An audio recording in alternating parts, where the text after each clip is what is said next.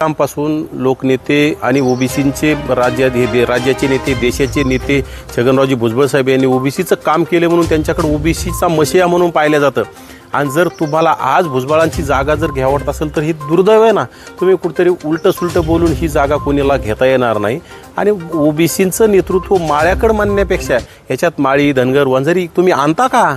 जो काम करीन त्याला नेतृत्व मिळत असतं। भुजबळ साहेब गेल्या अनेक दशकापासून ओबीसींचं नेतृत्व करतात म्हणून त्यांना ओबीसीनं ही पदवी दिली। ओबीसींचा मशिया या स्वर्गीय लोकनेते गोपीनाथरावजी मुंडे साहेब यांनी सुद्धा त्यावेळी भुजबळ साहेब ओबीसीच्या प्रश्नावर भुजबळ साहेब आमचे नेते म्हणून ठणकावून सांगितलं होतं। त्यांनी कधी संकोचित विचार केला नाही। मग आपण का करायचा?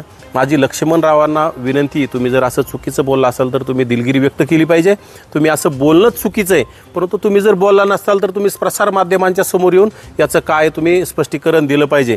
परंतु माझ्या माहितीस तो आम्ही सोबत फिरत असताना गेल्या 1.5 वर्षात लक्ष्मणरावांना माळी समाजाकडून कुठलीही कमी झाली नाही। त्यांच्यासोबत फिरत असताना त्यांच्या विचाराच्या गावात आणि त्यांचे जिथं सहकारी आहेत त्या गावात तरी माझा अवमान अनेक ठिकाणी झालेला मी बघितलाय। लक्ष्मणरावाचा सन्मान व्हायचा तिथं माझा सन्मान होत नसं, परंतु मी कधीही गोष्ट बोलून दाखवली नाही। कारण की समाज हा समाज असतो। समाजाकडून छोट्या मोठ्या गोष्टी कमी जास्त झाल्या तरी आपण त्या सांभाळून घ्यावे लागत असतात। आपण त्यामध्ये काम करत राहावं लागत असतं। काम केल्याच्या नंतर समाज आपल्याला ज्यावेळेस पात्र ठरेल त्यावेळेस आपल्याला सन्मान करेल, हे समाजाचं काम असतं। परंतु आपण समाजाला नाव ठेवण्याचा कुठल्याही माळी समाजाला असेल, धनगर समाजाला असेल, वंजारी समाजाला असेल, बंजारा असेल किंवा छोट्या छोट्या मायक्रो ओबीसीतील समाजाला सुद्धा आपण नाव ठेवण्याचा अधिकार आपल्याला कोणी दिला नाही।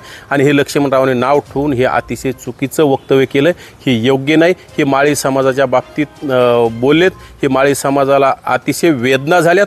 मी माळी समाजाच्या वतीनं लक्ष्मणरावाच्या बाबतीत खरं तर वेदना झाल्या म्हणून असं हे करतो, त्यांचा निषेध, ह्या वक्तव्याचा निषेध करतो। हे अतिशय चुकीचं आहे।